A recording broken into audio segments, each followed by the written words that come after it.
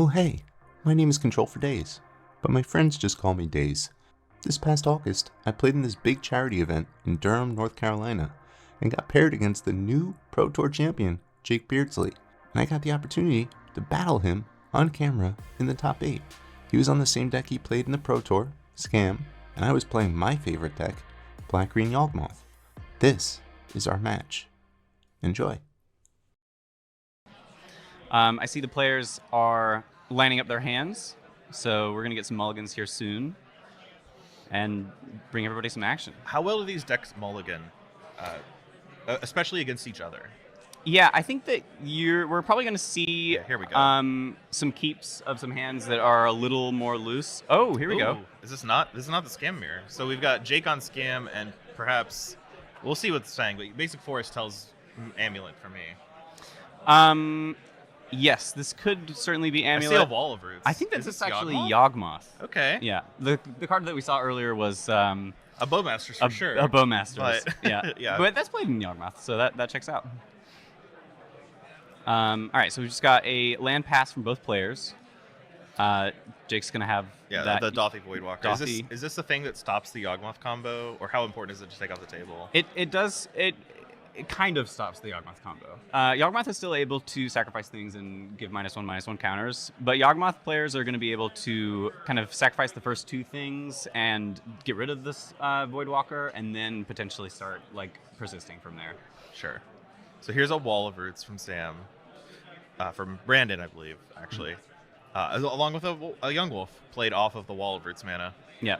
So potentially a Young Wolf drawn for turn. Going to be able to get it in there on turn 2 anyways. Yeah, Young Wolf not at its best against the Dothy Voidwalker, just kind of a green mana 1/1 right now. Right. Yeah, definitely don't want to let it die quite yet. Gotta get rid of this other creature first. Is it just important enough to develop Blood Moon? How good is that against Yawgmoth? There is a Basic Forest and a Wall of Roots in play already. Right, so this Blood Moon is going to be restrictive of only green mana, or only black mana, really, in this matchup. We already have the forest, and then the forest is going to be able to kind of unlock, mana creatures.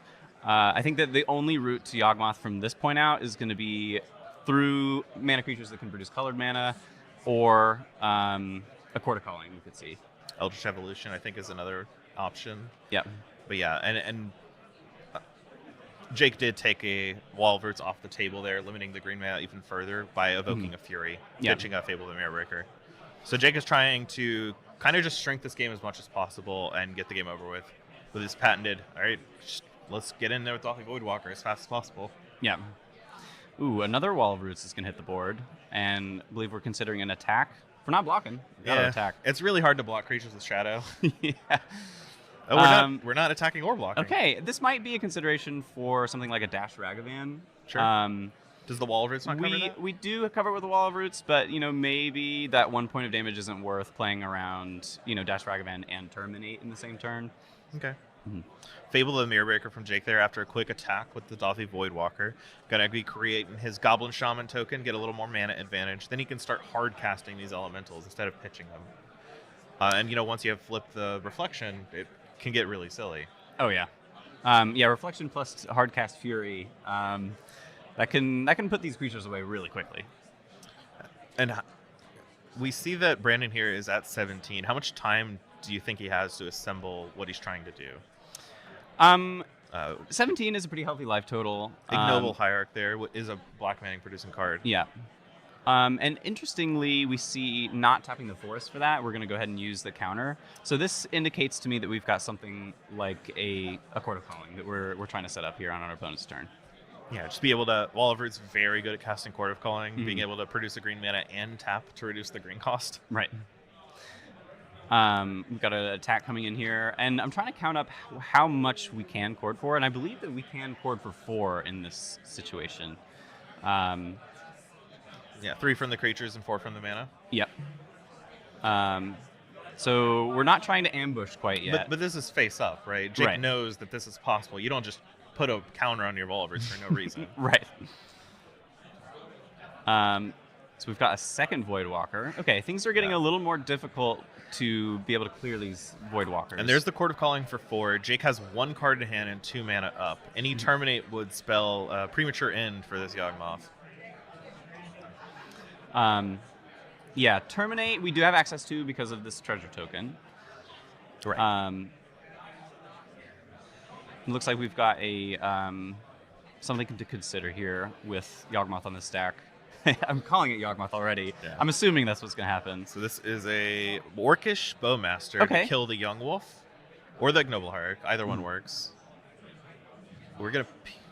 What's going on? At this time. Okay. Oh, we've got 2 damage on the wall of roots blocked, sure. So this kills the wall of roots. That limits the mana pretty significantly. Yeah. So this does a couple of things. It's able to take one of the creatures off the board, so Yawgmoth is able to sacrifice less things. And then also, every time Yawgmoth triggers to draw a card, we're going to be able to amass and ping something once more. So you have to be careful on this board state with your Yawgmoth activations, but it doesn't mean you can't do anything. What are you looking to do with the Yawgmoth? Does it just really depend on what Brandon's hand? How many creatures? Yes, it is going to depend on the hand. I think that the things that I'm going to be trying to set up here are being able to destroy. I think the first thing you need to do is ping down the Orcish Bowmaster. So you don't take as much damage. So you don't take as much damage. They don't amass as much, and then potentially work towards cleaning up these Dothy Voidwalkers. Now, Yawgmoth does have a proliferate ability to kind of, so you don't have to have that many creatures in play to, kill the Dothy Voidwalkers by sacrificing 4 creatures, for instance. You could try to set up a counter, then use the proliferate ability. But the big issue with that is that Brandon doesn't have enough black mana with just the Ignoble Hierarch. Right. Yeah, just the 1 black mana here. Looks like we're going to see another wall. Going to be able to filter through this green mana through the wall. And let's see what else we've got for this turn. Here we go. Is that a Bowmaster's of his own? Yep, Bowmaster kills the Bowmaster. That's a solid play, especially since the Bowmaster creates a token, which very strong with Yawgmoth. Anything that makes 2 creatures, because all of a sudden you have a lot more material to work with. Yeah. So now we can start activating without too much of a cost. We're still going to be exiling our creatures, so the ability to kind of set up that recurring persistent chain is not quite there yet. But we're going to get started on clearing up these creatures. We're going to put a -1/-1 counter on the Voidwalker, draw a card, lose a life, down to 10. Yeah, and this is the thing you see often with Yawgmoth players. You always kind of small combo, just sacrifice a few creatures, draw a few cards. Ooh, we're getting rid of the black mana here. Okay. Yeah, interesting choice to do that over the wall, for example, but maybe we're prioritizing keeping our higher toughness creatures on the board. Sure. It's a bit more difficult for the wall to be cleared. So there's the Orcish Bowmasters going down just to draw a card and put another counter on the Dothy Voidwalker. Once this Dothy Voidwalker leaves, what does that enable Brandon to do with the Yawgmoth? Because that's what it looks like we're going for here. Right. So yeah, once this Yawgmoth is kind of free and clear to sacrifice this young wolf, which we're going to be able to do that now. And that extra creature is crucial because now we're going to have 1 more creature left over to be able to kind of reset the counter. I don't know if we're going to be able to set up any sort of kill here. I think that the primary objective is just going to be stabilizing this board. Yeah, so now Jake, it passes to Jake's turn, has 1 card in hand. It's a Fury. That's a really good one. Yeah. Oh, no, it's a Blood Moon. It's a Blood Moon. Okay, that is not quite as much Yeah, of a good this one. is not as a good one as So locked out of black mana, but does have the Yawgmoth online with no graveyard hate. Right. So I suspect that we're going to be seeing a lot of drawn cards here. So we have the Halfling come down off of the Wall of Roots mana, and then a Chord to follow. This will grab an Undying creature, perhaps?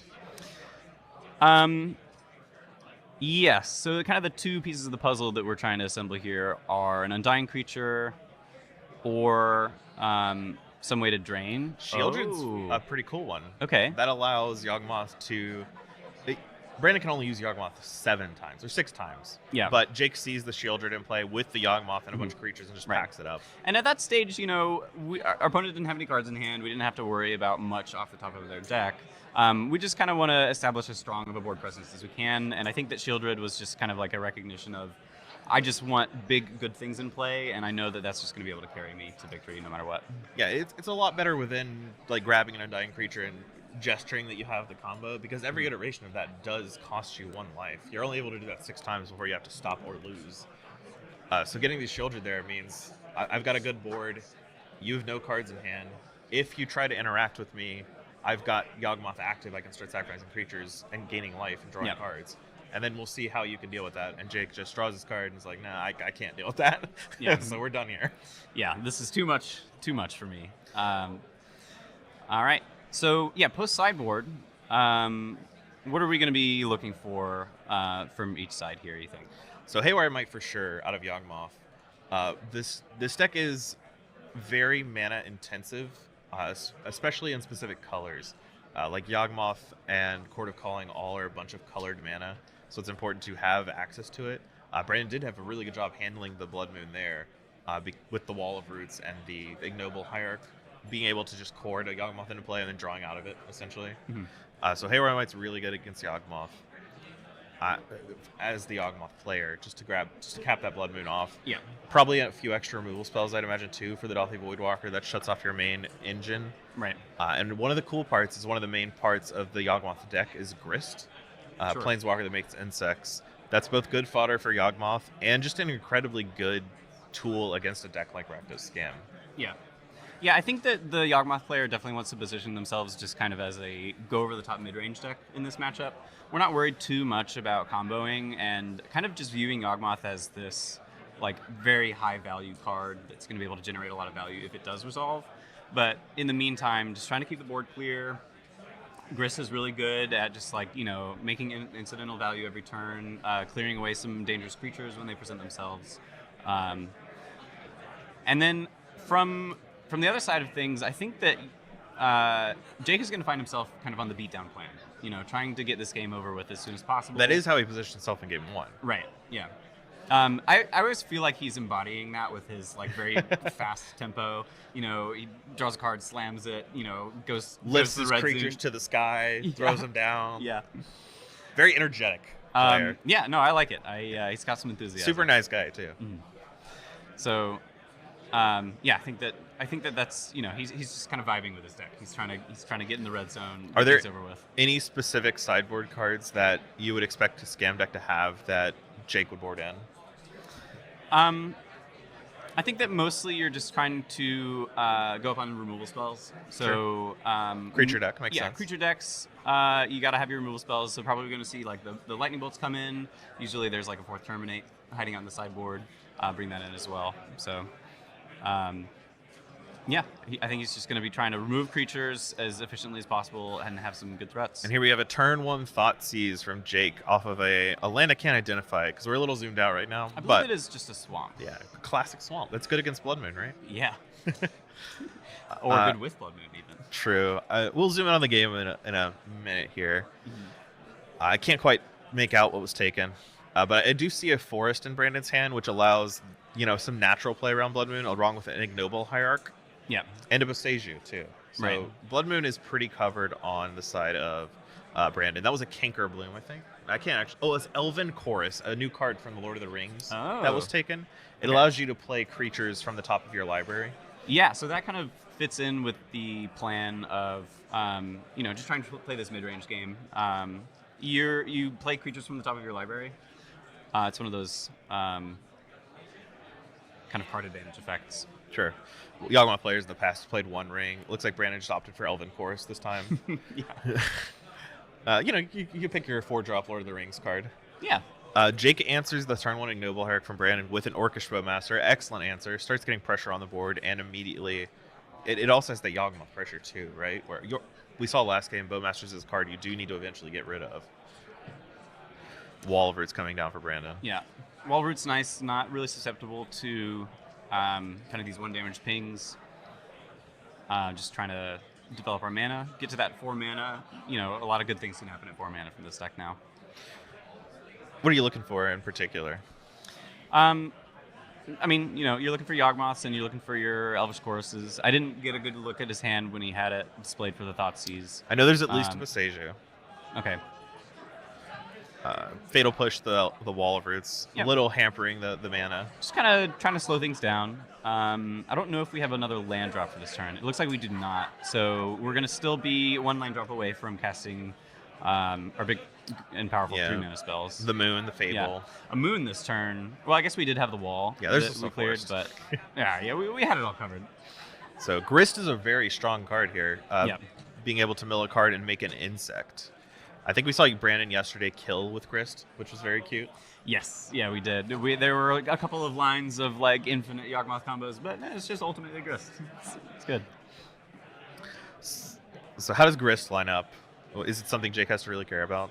Yes. Then the primary threat of Grist is going to be the fact that it can minus 2, -3, and destroy some of these creatures. So just straight up takes it out with a Fury. Yeah. And No persisting here. Just want to... okay. This was a pretty good play here. Grist was left at 1 loyalty from the Fury, and the Fury was then able to take care of the creatures, and then the attack step was finishing off the Grist. Yeah. And the Fury did linger on the battlefield a little bit, but then, it went away. Yeah. We do actually have to have the scam card for it to stick around. Otherwise, it'd be bigger, too, 4/4? Yeah. So now this is Jake's comfort zone. Bunch of creatures on the table. Opponent has nothing. Except for a Blood Artist. It's something. It's not great with a Dothi Voidwalker in play. Yes. It does work if any of your opponent's creatures die. Mm-hmm. One of the few effects that works on your opponent's creatures, Right. but does not do anything for you. Yeah, and also notably, it doesn't have any power, so No, it's not like it can trade off for this Bowmaster if it wanted to. Just a 0/1. Mm-hmm. Too busy painting. Didn't work out enough. Yeah. This is a bad turn for Brandon. Just a land pass. Yeah. And Jake still hasn't found that 3rd land, but with 3 creatures in play and just chomping away, just getting that life total. Yeah, I mean, he's attacking for 5 every turn. Ooh, Brandon's drawing his cards very sadly. Yes. And that's it. Just couldn't get anything going there. No spells drawn. Top decking is not really where a deck like Yawgmoth wants to be. Yawgmoth is really going to thrive in like a high density situation because the difference in power level between your strongest card and your weakest card is very large. You could draw a Yawgmoth off the top and that would be really good. Or you could draw, as we saw A here, Delighted Halfling. a Delighted Halfling, Yeah, something or like that. So Blood Artist. There are some rough ones to just have off the top. Yeah. So and that kind of dynamic is definitely something that makes Thoughtseize really, really strong here.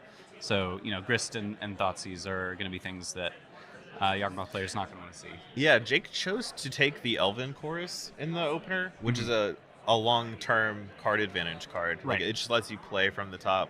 But that game turned out so fast that I think Brandon would have only had 1 turn with Elvish Chorus with mana.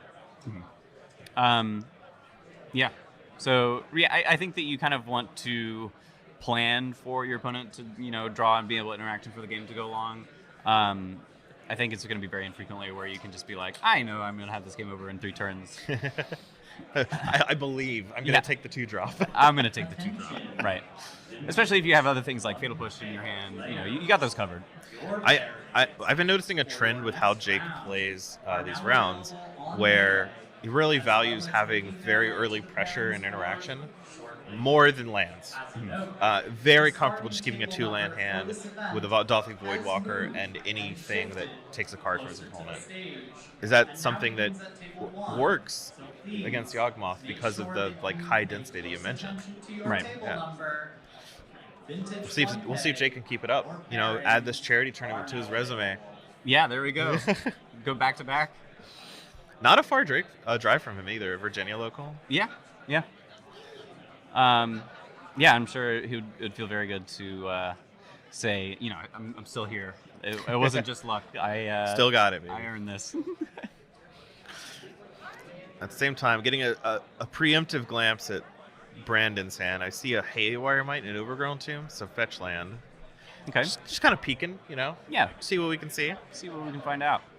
Yeah, it looks like we have a keep here from the Yawgmoth player. Jake is on mulligan to 6. Yes. really looking for something like a Thoughtseize. I think that's kind of going to be the most important piece here for Jake. You know, I haven't seen Jake keep a hand with a bunch of interaction and no pressure. right? Yeah, So there's also a layer of hands where you have too much interaction and no actual threat that he doesn't like to keep. yeah, Because if you give a deck infinite time, even if Yawgmoth needs a bunch of cards, they're going to draw out of it. yeah. They'll find something. All right, action is underway here as Brandon plays his first land, an Overgrown Tomb, tapped. We'll get the camera on the match in just a second. I got a Black Leaf Cliffs there from Yeah. Jake. So no Thoughtseize, no Scam Effect for turn 1. Turn 2, we're gonna see. An aggro Strangleroot Yeah, get that into play, tapped and attacking. 2-1 Let's go. haste. Let's go. Not really one that you want to Fatal Push or Bolt either. No, it just gets bigger.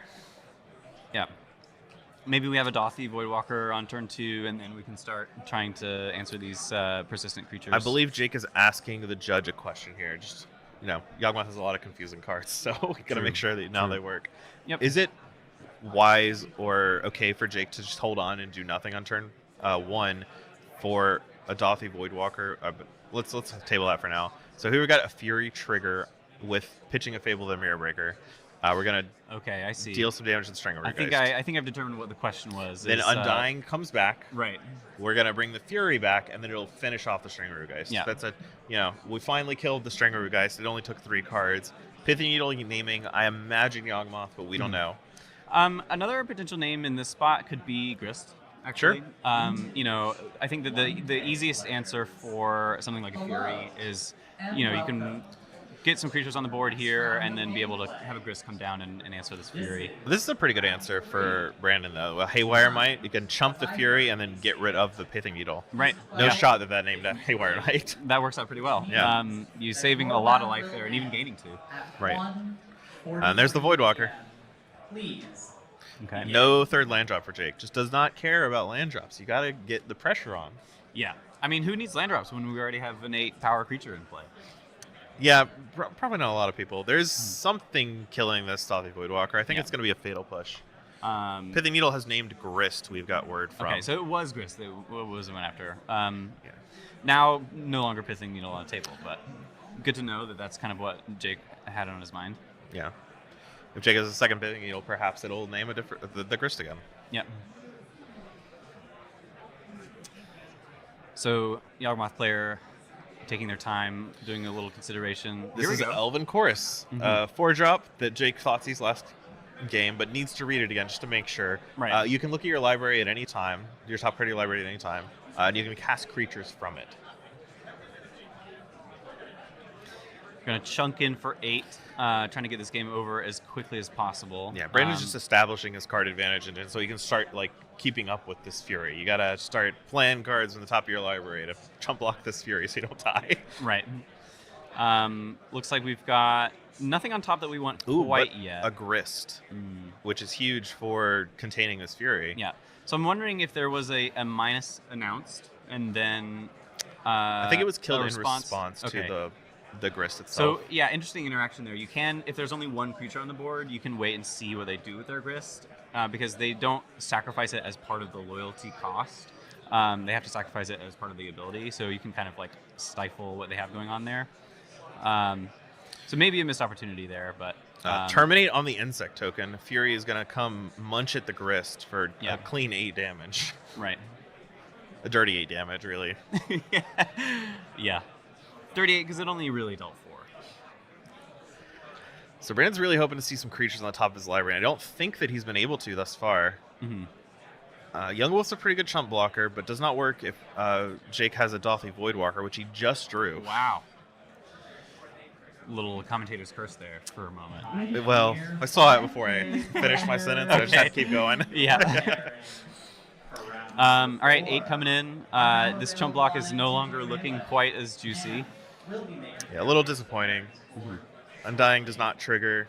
Yawgmoth does not come back with a +1/+1 counter. Instead, Oh, there was something hanging out on top. That's fascinating. So looking at the graveyard, and then I think Brandon's going to shuffle his own graveyard and put it on the bottom. Yeah, got a lot of spells in there. Yeah. And it still does not match up great against the Fury and Voidwalker board, but Brandon has done a good job of maintaining life total against this very early 8-power Fury. Yeah, really surprising to see him still at 13. There's been, 4 or 5 attacks now with the Fury? Yeah. A lot of attacks. So there's another Wall of Roots. And a Hapatra. Oh, Hapatra, a nice little combo card here. Does not really work with Wall of Roots, unfortunately. Right. Hapatra only cares about -1/-1 counters to Not make minus an O, insect. -1 counters. Yeah, and Wall of Roots is from a very old set that makes -0/-1 counters. Yeah. But it's nice. It's that Brandon's actually getting his. Yeah, we're looking up the Oracle text of Hapatra. It's a very, very rarely played card. It makes an insect whenever might be a different kind of creature type, but it makes a 1/1 whenever a creature gets -1/-1 counter. That's what the card does. So Jake starts his turn strong with a Thoughtseize. There we go. So the hand, not really going to be a great source of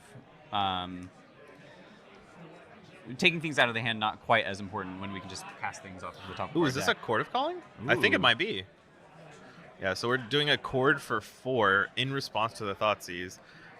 That does prompt. You're taking a lot of damage now, right? Yeah, I mean, if we're going to be tackling all our creatures, I suspect that maybe we're trying to get something here that we can chump block with. If you get Shieldred, you can try to gain life with the card trigger. If you get Yawgmoth, Bowmasters, interesting. Yeah, I think the X was 2 here because we had tapped the 3 lands prior to this. You're right. So we're just going to ping face. Jake's going to go down to 17.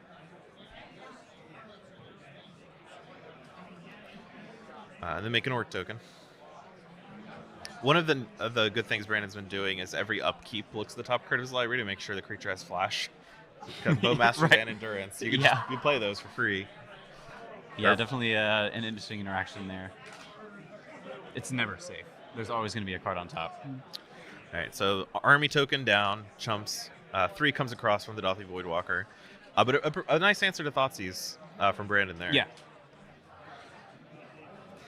We're going to look at the top, see what we've got going on. Maybe cobble together some attack. Is there maybe a little counter race that we're trying to set up here? I think at least Hapatra is a safe attacker. Yeah. Because you don't really want to block with that card. If you grab a Yawgmoth, you can start making insects to chump block. Yawgmoth really, great anyway. Right. But Yeah. coming across for 5 here. I like that. We get to keep 1 damage. Like at the cost of 1 damage, we get to play So around. Hapatra did connect, so you get to put a -1/-1 counter on a creature and make a something. Oh, wow. Look Ooh, at that. Shieldred was the natural draw for turn. Okay. Yeah. So 2 damage to Jake here if the trigger is not missed. Okay, Not there we go. missed. Pointed to it. Yeah, talk about counter racing. If there's any card that is the best at counter racing, I think it is Shieldred. Yeah, it's a little awkward when you choose to play Elvish Chorus over the One Ring, and then you have a Shieldred in play. You're like, oh, well, But this Elvish Chorus has done a lot of work for him. Right.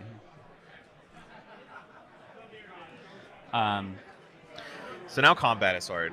Jake has to figure out if it's worth attacking. Yeah. All of a sudden, you're worried about getting attacks back, so maybe this Fury is going to be better served on defense. Yeah, Jake is only at 8. And he just concedes. That's I think the it? board is, too insurmountable for Jake. He's not able to play his spells. Right. And just falls too far behind with the Elvish Chorus. A really well-played game from Brandon. So I just beat the Pro Tour champion. Does that mean I'm the new champion? Just kidding. Tune in a couple of days for my top 4 match. Thanks for watching.